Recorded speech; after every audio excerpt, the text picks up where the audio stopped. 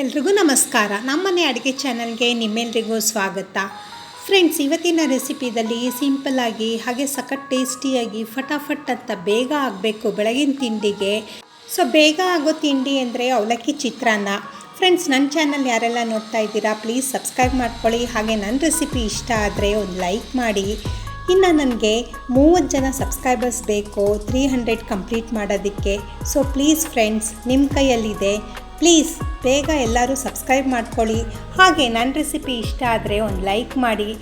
ಅವಲಕ್ಕಿದಲ್ಲಿ ಒಂದು ಡಿಫ್ರೆಂಟ್ ಥರ ಆದ ಚಿತ್ರಾನ್ನ ಮಾಡಿ ತೋರಿಸ್ತಾ ಇದ್ದೀನಿ. ಈ ರೆಸಿಪಿ ನಿಮ್ಮೆಲ್ಲರಿಗೂ ಇಷ್ಟ ಆಗುತ್ತೆ ಅನಿಸುತ್ತೆ. ಒಂದು ಸತಿ ನೀವು ಟ್ರೈ ಮಾಡಲೇಬೇಕಾದಂಥ ರೆಸಿಪಿ ಮತ್ತು ಈಸಿಯಾಗಿ ಬರೀ ಒಂದು 10 ನಿಮಿಷದಲ್ಲಿ ಆಗೋ ಥರ ರೆಸಿಪಿ.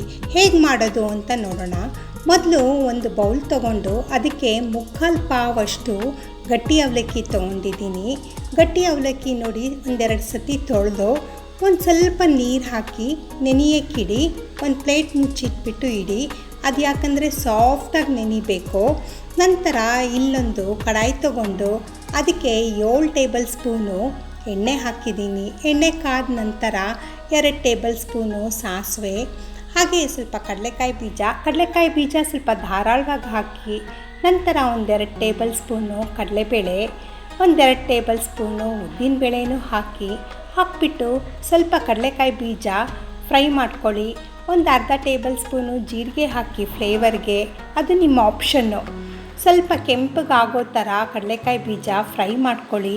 ಫ್ರೈ ಮಾಡ್ಕೊಂಡಾದಮೇಲೆ ಅದಕ್ಕೆ ಖಾರಕ್ಕೆ ತಕ್ಕಷ್ಟು ಹಸಿಮೆಣಸಿನ್ಕಾಯಿ, ಹಾಗೆ ಸಣ್ಣದಾಗಿ ಹೆಚ್ಚಿಟ್ಕೊಂಡಿರೋ ಅಂಥ ಕರಿಬೇವು, 2 ಮೀಡಿಯಮ್ ಸೈಜಲ್ಲಿ ಕಟ್ ಮಾಡಿ ಇಟ್ಕೊಂಡಿರೋ ಅಂಥ ಈರುಳ್ಳಿ, 1/4 ಟೇಬಲ್ ಸ್ಪೂನು ಅರಿಶಿನ ಎಲ್ಲನೂ ಹಾಕಿಬಿಟ್ಟು ಒಗ್ಗರಣೆಗೆ ಹೊಂದ್ಕೊಳ್ಳೋ ಥರ ನೀಟಾಗಿ ಫ್ರೈ ಮಾಡ್ಕೊಳ್ಳಿ. ನಂತರ ಇಲ್ಲಿ ರುಚಿಗೆ ತಕ್ಕಷ್ಟು ಉಪ್ಪು ಸಹ ಹಾಕಿ, ಉಪ್ಪು ಹಾಕಾದ್ಮೇಲೆ ಒಂದು ಸತಿ ಮಿಕ್ಸ್ ಮಾಡ್ಕೊಳ್ಳಿ. ಎಲ್ಲನೂ ಉಪ್ಪು ಹೊಂದ್ಕೊಬೇಕು. ನಂತರ ಇಲ್ಲಿ ನಾನು ಅವಲಕ್ಕಿ ನೆನೆ ಹಾಕಿಟ್ಕೊಂಡಿರೋದು ತುಂಬ ಚೆನ್ನಾಗಿ ನೆಂದಿದೆ, ಸಾಫ್ಟಾಗಿ ಹಾಗೆ ಬಿಡಿಯಾಗೂ ಆಗಿದೆ ಅವಲಕ್ಕಿ. ನಂತರ ನೆನೆಸಿಟ್ಕೊಂಡಿರೋ ಅಂಥ ಅವಲಕ್ಕಿ ಒಗ್ಗರಣೆಗೆ ಹಾಕಿಬಿಟ್ಟು ನೀಟಾಗಿ ಮಿಕ್ಸ್ ಮಾಡಿ. ಫ್ಲೇಮು ಲೋದಲ್ಲೇ ಇಟ್ಟಿರಿ, ಆಫ್ ಮಾಡೋಕ್ಕೆ ಹೋಗಬೇಡಿ. ಒಗ್ಗರಣೆಗೆ ಅವಲಕ್ಕಿ ಎಲ್ಲ ಹೊಂದ್ಕೊಂಡಾದಮೇಲೆ ಅದಕ್ಕೆ 1-2 ಲಿಂಬೆಹಣ್ಣು ರಸ ಹಾಕಿ ತುಂಬ ಚೆನ್ನಾಗಿ ಫ್ಲೇವರ್ ಕೊಡುತ್ತೆ. ಮತ್ತು ನೀವು ಲಿಂಬೆಹಣ್ಣು ರಸ ಹಾಕಬೇಕಾದ್ರೆ ಫ್ಲೇಮ್ನ ಆಫ್ ಮಾಡಿ. ಕಡೆಗೆ ನೀವು ಲಿಂಬೆಹಣ್ಣು ರಸ ಹಿಂಡಬೇಕಾದ್ರೆ ತುಂಬ ಚೆನ್ನಾಗಿ ಫ್ಲೇವರ್ ಕೊಡುತ್ತೆ.